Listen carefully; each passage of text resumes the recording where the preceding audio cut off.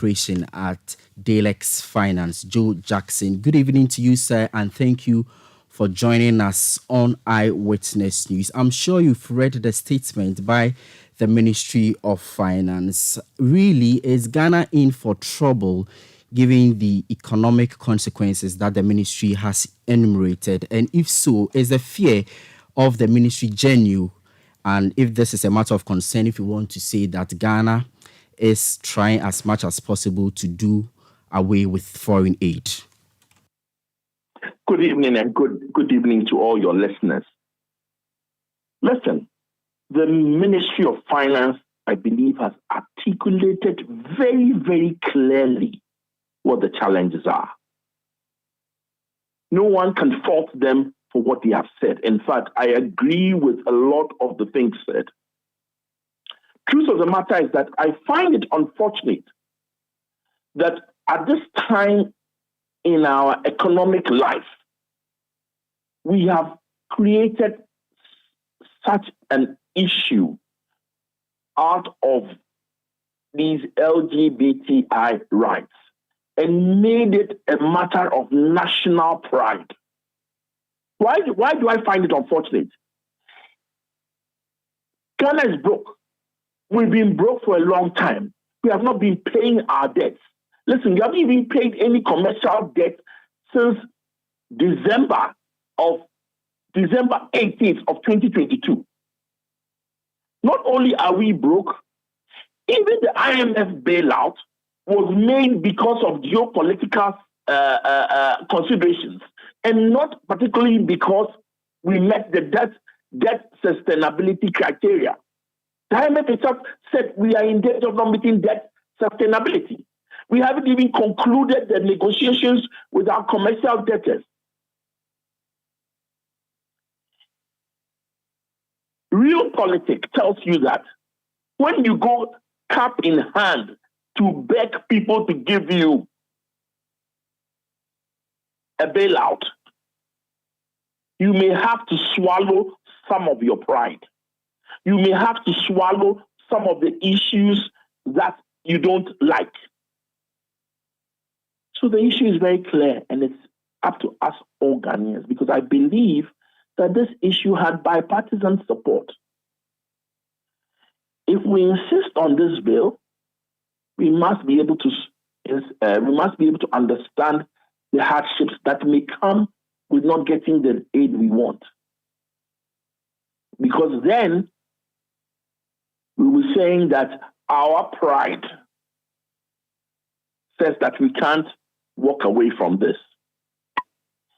If the fear of the economic repercussions are as bad as some of us think and feel, and the Ministry of Finance has articulated clearly, then you may want to rethink this process. My worry is that even the alternatives suggested will take some time to get through.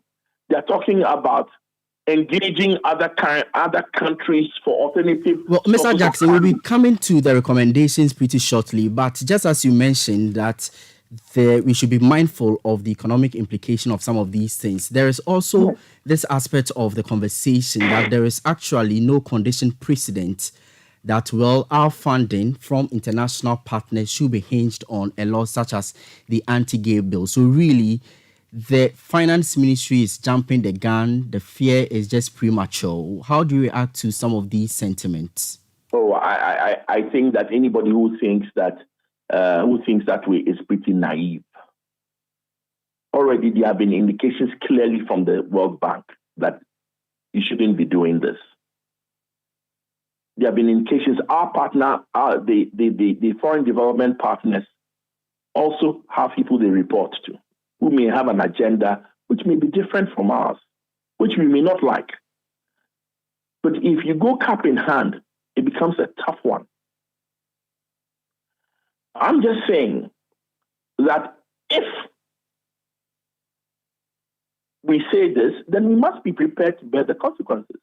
And I want to see the same people who champion this beating up and saying, okay, we will accept this, there will be no bailout, the city may crash, unemployment may rise, industries will find it harder, but as Ghanaians, we stand by our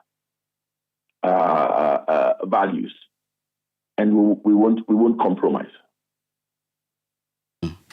So let's talk about the recommendations that have been put forth by the ministry. I am quite interested in the part that talks about the ministry to continue engaging with the IMF on alternative credible sources of funding that will plug the financing gap. Also interesting to note is that the GRA will have to then ensure rigorous revenue mobilization. In that line, isn't it interesting because we know that our revenue to GDP, we are struggling to meet the target of 17 to 18%. Does it mean that if all these doors from the international donors are shut at us, it means that government will have to go back to introducing new tax handles? And so it's either we are going in for the international funds or Ghanaians should be prepared for more taxes. But it's pretty obvious, isn't it? If the people who are going to give you money are going to be dragging their feet because they think that you have an agenda that is at odds with their agenda, then you have to find another way of raising the money. And that way is local. Those of us who believe and stand by our value system must cough up more money for the government to continue to operate. That means more taxes. Bear in mind that some of us do believe that the taxes are already onerous enough and tough enough. And the thought of having more taxes may be very scary. At the same time, when you read at the Ministry of Finance level, it talks about expenditure rationalization to accommodate the shock from potential withdrawal of resources. That means that all of us must be getting ready for expenditure cuts. That will affect MBAs. That might even affect employee salaries. It's not a simple thing that is there. And I believe that we all should look at this Ministry of Finance document carefully and then together decide where we stand so that we will go forth, as they say, if you're forewarned, then you can go forth and meet it with your chest out or stand aside and avoid it. In this case, the question for all of us Ghanaians to ask is that, given that the Ministry of Finance is not just crying wolf, given that this document is a rational document and is a clear exposition of all the challenges that may be ahead, do we stand aside or do we go forth and face this with our chest out? The implications are dire, you say, but one may also want to ask that is $3.8 billion quite significant enough to turn our economic fortunes around? Isn't it quite an amount of money that we can just say that we should let it go? I don't think you know how broke Ghana is. We are broke. We are living on borrowed time. We don't pay our debts. 3.8 billion can make a huge difference to this country. Let no one be confused. But again, I say it again, if we as a nation are prepared to face this, fine. But let nobody pretend that 3.8 billion is some money we can sniff out and tomorrow we can do something and then raise that money locally. We can't. So do you foresee us going back to the drawing table with variations in the conditionalities that we've agreed on with the World Bank, for example? And even as you answer that, we try to wrap it up. Where do you see us going from here? As for the drawing table, we have to go back to the drawing table. There are too many issues outstanding. We haven't finished signing the commercial debt agreement. This issue has put a lot of the funding that was predicated in the agreement may not come. And those who are providing the funding have provided clear indications of the consequences of signing this agreement. So we have to go back to the drawing board. way forward, it is up to us Ghanaians. It is up to all of us to decide that we find this bill far more important than any economic hardship that may be ahead. And so we stand by the bill.